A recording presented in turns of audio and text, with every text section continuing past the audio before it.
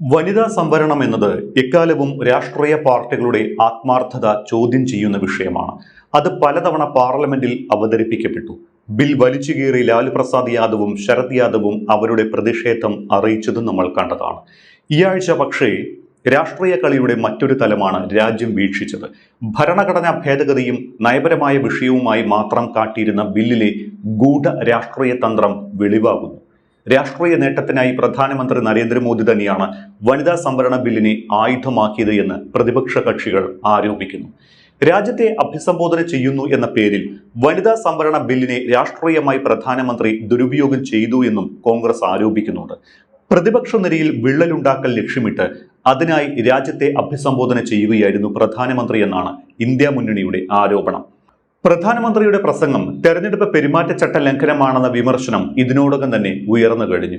പൊതു തെരഞ്ഞെടുപ്പുകൾ നടക്കാനിരിക്കെ പ്രധാനമന്ത്രിയുടെ പ്രസംഗം രാഷ്ട്രീയ പ്രസംഗം ആകരുത് എന്ന ചട്ടം പ്രധാനമന്ത്രി ലംഘിച്ചുവെന്നാണ് പ്രതിപക്ഷം ആരോപിക്കുന്നത്. സാധാരണഗതിയിൽ രാജ്യത്തെ സംബന്ധിക്കുന്ന വിഷയങ്ങൾ പരാമർശിച്ച് നടത്തേണ്ട പ്രസംഗത്തിന്റെ സിംഹഭാഗവും ഇന്നലെ പ്രധാനമന്ത്രി നടത്തിയത് പ്രതിപക്ഷത്തെ പേരെടുത്ത് പറഞ്ഞുള്ള വിമർശനമായിരുന്നു. വെസ്റ്റ് ബംഗാൾ, തമിഴ്നാട് സംസ്ഥാന നിയമസഭാ തെരഞ്ഞെടുപ്പുകൾ നടക്കാനിരിക്കെ മോദി നടത്തിയ ഈ തെരഞ്ഞെടുപ്പ് പെരുമാറ്റച്ചട്ട ലംഘനത്തിൽ തെരഞ്ഞെടുപ്പ് കമ്മീഷൻ ചെറുവിരൽ അനക്കിയിട്ടില്ല എന്നതും ശ്രദ്ധേയമാണ്. തമിഴ്നാട്ടിലും ബംഗാളിലും തെരഞ്ഞെടുപ്പ് നടക്കാനിരിക്കെ വോട്ടർമാരിൽ, പ്രത്യേകിച്ച് സ്ത്രീ വോട്ടർമാരിൽ ആശയക്കുഴപ്പം ഉണ്ടാക്കുന്നതാണ് പ്രധാനമന്ത്രി മോദിയുടെ പ്രസംഗം. പ്രതിപക്ഷം സ്ത്രീകളെ വഞ്ചിച്ചു എന്ന തരത്തിൽ നടത്തിയ പ്രസ്താവന രാഷ്ട്രീയ പ്രേരിതവും വനിതാ സംവരണ ബില്ലിനെ രാഷ്ട്രീയമായി ഉപയോഗിക്കാനുള്ള തന്ത്രവുമാണ് എന്ന് പ്രതിപക്ഷം ആരോപിക്കുന്നുണ്ട്. വരും ദിവസങ്ങളിൽ വനിതാ സംവരണ ഭേദഗതി രാജ്യം മുഴുവൻ വലിയ രാഷ്ട്രീയ ചർച്ചയാക്കാനും അതുവഴി പ്രതിപക്ഷത്തെ പ്രതിരോധത്തിലാക്കുകയുമാണ് മോദിയും BJPയും ലക്ഷ്യമിടുന്നത്. ആ അർത്ഥത്തിൽ മോദിയുടെ പ്രസംഗത്തിനും പ്രതിപക്ഷ വിമർശനത്തിനും ഒരുപാട് അർത്ഥതലങ്ങളുണ്ട്. അതുകൊണ്ട് തന്നെ പ്രതിപക്ഷം ഇതിനെതിരെ രാഷ്ട്രീയമായി തന്നെ രംഗത്ത് വരാനാണ് സാധ്യത. പ്രധാനമന്ത്രി രാജ്യത്തെ അഭിസംബോധന ചെയ്ത് നടത്തിയ പ്രസംഗത്തിലൂടെ വിഷയത്തിന് അസാധാരണ ശ്രദ്ധ ലഭിക്കുകയും ചെയ്തിട്ടുണ്ട്. ഇത് രാഷ്ട്രീയമായി നേട്ടമാക്കാനാണ് BJPയുടെ നീക്കം. പെരുമാറ്റച്ചട്ട ലംഘനം ചൂണ്ടിക്കാട്ടി പ്രതിപക്ഷം തെരഞ്ഞെടുപ്പ് കമ്മീഷനെ സമീപിച്ചത് മോദിയുടെ രാഷ്ട്രീയ നീക്കത്തെ രാഷ്ട്രീയമായി തന്നെ നേരിടാനുറച്ചാണ്. പക്ഷേ മുൻ അനുഭവങ്ങൾ നോക്കിയാൽ തെരഞ്ഞെടുപ്പ് കമ്മീഷൻ എത്രത്തോളം ഈ വിഷയത്തെയും പ്രതിപക്ഷം നൽകുന്ന പരാതിയെയും ഗൗരവത്തിലെടുക്കും എന്നതും കണ്ടറിയണം. വനിതാ സംവരണ വിഷയത്തിൽ വരും ദിവസങ്ങളിൽ പ്രതിപക്ഷത്തിനെതിരെ നീക്കം എങ്ങനെയായിരിക്കും എന്നതിന്റെ കൃത്യമായ സൂചനയാണ് മോദി രാജ്യത്തെ അഭിസംബോധന ചെയ്തുകൊണ്ട് നടത്തിയ പ്രസംഗം. മണ്ഡല പുനർനിർണയത്തെ എതിർത്തതിലൂടെ പ്രതിപക്ഷ പാർട്ടികൾ സ്വന്തം സംസ്ഥാനങ്ങളെ വഞ്ചിച്ചു എന്നാണ് മോദി പറയുന്നത്. ഇത് രാജ്യത്തെ പ്രതിപക്ഷ പാർട്ടികൾക്കിടയിൽ ഭിന്നിപ്പുണ്ടാക്കുക എന്ന ലക്ഷ്യം വെച്ചാണ്. അതോടൊപ്പം സ്ത്രീ ശക്തിയെ തടഞ്ഞ് സ്ത്രീകളെ വഞ്ചിച്ചത് രാജ്യം പൊറുക്കില്ല എന്ന പ്രസ്താവന സ്ത്രീ വോട്ടർമാരെ പ്രതിപക്ഷത്തിന് എതിരെ തിരിക്കുക എന്ന രാഷ്ട്രീയ ലക്ഷ്യം വെച്ചാണ്. അരമണിക്കൂർ നീണ്ട പ്രസംഗത്തിൽ നരേന്ദ്രമോദി ഭൂരിഭാഗം സമയവും പ്രതിപക്ഷ പാർട്ടികളെ, പ്രത്യേകിച്ച് കോൺഗ്രസിനെ ഒറ്റതിരിഞ്ഞ് ആക്രമിക്കുകയായിരുന്നു.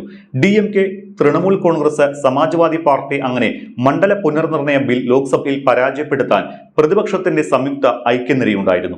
അതിന് നേതൃത്വം നൽകി എന്നതുകൊണ്ടാണ് കോൺഗ്രസിനെ രൂക്ഷമായി കടന്നാക്രമിക്കാൻ മോദി തന്റെ പ്രസംഗം ഉപയോഗിച്ചത്. DMKയാണ് ഇപ്പോൾ തമിഴ്നാട്ടിലെ ഭരണകക്ഷിയും പ്രബല കക്ഷിയും, വെസ്റ്റ് ബംഗാളിൽ തൃണമൂൽ കോൺഗ്രസും. BJPക്ക് ഇന്നുവരെ എത്തിനോക്കാൻ പോലും പറ്റാത്ത തമിഴ്നാടും ഭരണം നൽകാൻ വിസമ്മതിക്കുന്ന ബംഗാളും മുറിപ്പെടുത്തുന്നത് BJPയുടെ ആത്മാഭിമാനത്തെയാണ്. രണ്ടിടത്തും ഏത് വിധേനയും ഭരണം പിടിക്കുക എന്നത് BJPയുടെ ആത്യന്തിക ലക്ഷ്യവുമാണ്. അതിനുവേണ്ടിയുള്ള കളമൊരുക്കലായി വനിതാ സംവരണ ബില്ലിലെ ഈ വിമർശനത്തെ വിലയിരുത്താം. വനിതാ സംവരണത്തിലെ വില്ലന്മാരായി ഈ പാർട്ടികളെ ചിത്രീകരിക്കുന്നതിലൂടെ തമിഴ്നാട്ടിലും ബംഗാളിലും തെരഞ്ഞെടുപ്പ് നേട്ടമുണ്ടാക്കാനുള്ള അവസാന ശ്രമമായാണ് രാഷ്ട്രീയ നിരീക്ഷകർ ഇതിനെ വിലയിരുത്തുന്നത്. ഭേദഗതി ബില്ലിനെതിരെ നിലപാടെടുത്ത പ്രതിപക്ഷ നിരയിലെ മറ്റ് പ്രാദേശിക പാർട്ടികളെയോ ഇടതുപക്ഷത്തെയോ മോദി പ്രസംഗത്തിൽ പരാമർശിച്ചിട്ടില്ല എന്നതും കൗതുകകരമാണ്. സമാജ്വാദി പാർട്ടിയെ ലക്ഷ്യം വെക്കുന്നത് ഉത്തർപ്രദേശിൽ അടുത്ത വർഷം നടക്കാനിരിക്കുന്ന നിയമസഭാ തെരഞ്ഞെടുപ്പ് മുന്നിൽ കണ്ടാണ്. അഖിലേഷ് യാദവിന്റെ സമാജ്വാദി പാർട്ടിയെ സ്ത്രീ സംവരണ വിരോധികളായി ചിത്രീകരിച്ചുള്ള പ്രചാരണമായിരിക്കും UPയിൽ BJP നടത്താൻ പോകുന്നത്. ഉത്തർപ്രദേശിൽ സീറ്റുകൾ വർദ്ധിക്കുന്നത് നേട്ടമായി സമാജ്വാദി പാർട്ടി കരുതുമെന്നും അതിനാൽ ബില്ലിനെ അഖിലേഷ് യാദവ് അനുകൂലിക്കുമെന്നും BJP കരുതി. പക്ഷേ ഇന്ത്യ മുന്നണിയിൽ വിള്ളലുണ്ടായില്ല. വനിതാ സംവരണ ഭേദഗതി ബില്ലിനെതിരെ ഇടതുപക്ഷമടക്കമുള്ള എല്ലാ പ്രതിപക്ഷ കക്ഷികളും നിലപാടെടുത്തിട്ടുണ്ട്. പക്ഷേ ഇടതുപക്ഷത്തെക്കുറിച്ച് ഒരു വാക്ക് പോലും തന്റെ പ്രസംഗത്തിൽ മോദി വിമർശനാത്മകമായി ഉന്നയിച്ചിട്ടില്ല. പ്രതിപക്ഷ നിരയിൽ വിള്ളൽ വീഴ്ത്തുകയെന്ന BJP തന്ത്രമായാണ് ഇതിനെ വിലയിരുത്തുന്നത്. കോൺഗ്രസ് ഉൾപ്പെടെയുള്ള പാർട്ടികൾ തത്വത്തിൽ വനിതാ സംവരണത്തിന് എതിരാണ് എന്ന് സ്ഥാപിക്കാനാണ് മോദി പ്രസംഗത്തിൽ ഉടനീളം ശ്രമിച്ചത്. എന്നാൽ BJP ഭരിക്കുന്ന സംസ്ഥാനങ്ങളും കേന്ദ്രഭരണ പ്രദേശങ്ങളും ഉൾപ്പെടെ 21 നിയമസഭകളിൽ സ്ത്രീ പ്രാതിനിധ്യം കുറവാണ് എന്ന യാഥാർത്ഥ്യം മറച്ചുവെച്ചുകൊണ്ടാണ് മോദിയുടെ ഈ പ്രസ്താവന. നിലവിൽ ഡൽഹിയിൽ മാത്രമാണ് BJPക്ക് വനിതാ മുഖ്യമന്ത്രിയുള്ളത്. ഇക്കാര്യത്തിൽ തൃണമൂൽ കോൺഗ്രസ് ആണ് മുന്നിൽ നിൽക്കുന്നതും. വനിതാ സംവരണ ബിൽ വൈകാരികമാക്കാനുള്ള BJPയുടെ ശ്രമമാണ് പ്രധാനമന്ത്രിയുടെ വാക്കുകളിൽ നിഴലിച്ചു നിന്നത്. സ്ത്രീ വോട്ടർമാരിലേക്ക് വൈകാരികമായി ഇറങ്ങിച്ചെന്ന് വൈകാരികത വോട്ടാക്കി മാറ്റുന്ന തന്ത്രം. ഇതിനെ രാഷ്ട്രീയമായി തന്നെ നേരിടാനാണ് പ്രതിപക്ഷത്തിന്റെ തീരുമാനവും. വനിതാ സംവരണ ബിൽ ലോക്സഭയിൽ പരാജയപ്പെട്ടതിനാൽ തൽക്കാലം പെട്ടെന്ന് മറ്റെന്തെങ്കിലും നീക്കം BJPയുടെയോ ഇന്ത്യയുടെയോ ഭാഗത്തു നിന്ന് ഉണ്ടാകുമെന്ന് തോന്നുന്നില്ല. മെയ് 4-ന് 5 സംസ്ഥാനങ്ങളിലെ തെരഞ്ഞെടുപ്പ് ഫലം വന്ന ശേഷം രാഷ്ട്രീയ കാറ്റിന്റെ ഗതി അനുസരിച്ചായിരിക്കും ഭാവി കാര്യങ്ങൾ BJP തീരുമാനിക്കുന്നത്. ഈ സമയത്തിനിടയ്ക്ക് വനിതാ സംവരണ ബില്ലിലെ രാഷ്ട്രീയത്തെക്കുറിച്ച് പൊതുജനങ്ങളെ ബോധവാന്മാരാക്കുന്ന തരത്തിലുള്ള പ്രചാരണ പരിപാടികൾക്കും പ്രതിഷേധങ്ങൾക്കും പ്രതിപക്ഷം നേതൃത്വം നൽകും. ഒറ്റക്കെട്ടായി നിന്ന് ഭരണപക്ഷത്തിന് ആദ്യമായി ഒരു രാഷ്ട്രീയ തിരിച്ചടി നൽകിയതിന്റെ ആഹ്ലാദത്തിലാണ് കോൺഗ്രസും പ്രതിപക്ഷവും. വനിതാ സംവരണമല്ല, മണ്ഡല പുനർനിർണയമായിരുന്നു സർക്കാരിന്റെ ലക്ഷ്യമെന്ന ചർച്ച ഉയർത്താൻ പ്രതിപക്ഷ പാർട്ടികൾക്ക് കഴിഞ്ഞതും വിജയമാണ്. അസമിലും മറ്റും ചെയ്തതുപോലെ തങ്ങൾക്കനുകൂലമായ രീതിയിൽ മണ്ഡല പുനർനിർണയം നടത്താനാണ് BJP ശ്രമിക്കുന്നത് എന്ന് പ്രാദേശിക പാർട്ടികളെ ബോധ്യപ്പെടുത്താനും മണ്ഡലങ്ങളുടെ കാര്യത്തിലെ വടക്ക് തെക്ക് അനുപാതം ചർച്ചയിൽ എത്തിക്കാനും പ്രതിപക്ഷത്തിന് സാധിച്ചതാണ് അവരുടെ രാഷ്ട്രീയ നേട്ടം. ഇന്ത്യ മുന്നണി രൂപീകരിച്ച ശേഷം ഒരിക്കലും പ്രകടമാകാത്ത ഐക്യമാണ് പ്രതിപക്ഷ നിരയിൽ ദൃശ്യമായത്.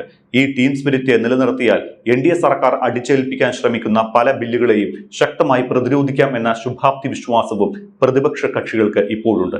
പരാജയപ്പെടും എന്നറിഞ്ഞുകൊണ്ട് തന്നെയാണ് BJPയും NDAയും വനിതാ സംവരണ ബിൽ ലോക്സഭയിൽ എത്തിച്ചത്. 3-2 ഭൂരിപക്ഷം ലഭിക്കില്ല എന്ന് അറിഞ്ഞു തന്നെ നാടകീയമായി ബിൽ സഭയിലെത്തിച്ചത് കേവലം 2 നിയമസഭാ തെരഞ്ഞെടുപ്പ് മുന്നിൽ കണ്ടുകൊണ്ടല്ല. പശ്ചിമേഷ്യയിലെ സംഘർഷത്തിന്റെ പ്രതിഫലനം രാജ്യത്ത് പ്രത്യക്ഷപ്പെട്ടു തുടങ്ങിയതിനാൽ അതിൽ നിന്ന് രക്ഷപ്പെടാൻ BJPക്ക് ഒരു വൈകാരിക വിഷയം അത്യാവശ്യമായിരുന്നു. അതിന് ഇതല്ലാതെ മറ്റു മാർഗമുണ്ടായിരുന്നില്ല. പക്ഷേ ഇതിനെ നേരിടാൻ കോൺഗ്രസിന്റെ നേതൃത്വത്തിൽ പ്രതിപക്ഷം സ്വീകരിച്ച തന്ത്രപരമായ നീക്കം അക്ഷരാർത്ഥത്തിൽ വിജയം കാണുകയും ചെയ്തു. ഇന്ദിരാഗാന്ധിയെയോ രാജീവ് ഗാന്ധിയെയോ അടക്കം അപമാനിച്ചാലും അതിൽ പ്രകോപിതരായി സഭയിൽ നിന്ന് ഇറങ്ങിപ്പോകാതെ സഭയിൽ തന്നെ തുടരാൻ പ്രതിപക്ഷ എംപിമാർക്ക് കോൺഗ്രസ് അധ്യക്ഷൻ മല്ലികാർജുൻ ഖാർഗെ നിർദ്ദേശം നൽകിയിരുന്നു. അതുകൊണ്ട് തന്നെ പലവിധ പ്രകോപനങ്ങൾ ഉണ്ടായിട്ടും അതിനെയെല്ലാം അതിജീവിച്ച് വോട്ടെടുപ്പ് വരെ സഭയിൽ തുടരാനുള്ള ഖാർഗെയുടെ നിർദ്ദേശം അനുസരിച്ച പ്രതിപക്ഷ പാർട്ടികളുടെ ജാഗ്രതയുടെ ഫലമാണ് ഈ വിജയം. സംസ്ഥാന നിയമസഭാ തെരഞ്ഞെടുപ്പുകളിൽ ചേരിതിരിഞ്ഞ് മത്സരിക്കുമ്പോഴും ദേശീയതലത്തിൽ BJPക്കെതിരെ കൂടുതൽ ശക്തമായ പ്രതിപക്ഷ ബദൽ രൂപപ്പെടുത്താൻ കഴിഞ്ഞ ദിവസം ലോക്സഭയിൽ നടത്തിയ നീക്കം സഹായിക്കുമെന്ന പ്രതീക്ഷയിലാണ് കോൺഗ്രസ്. തെരഞ്ഞെടുപ്പ് ഘട്ടമായതിനാൽ തൽക്കാലം ഒന്നിച്ചുള്ള പരിപാടികൾ ഉണ്ടാകില്ല. പക്ഷേ ഇതിനോട് തൃണമൂൽ കോൺഗ്രസ് വിയോജിച്ചത് തിരിച്ചടിയാകുമോ എന്ന ആശങ്കയുമുണ്ട്.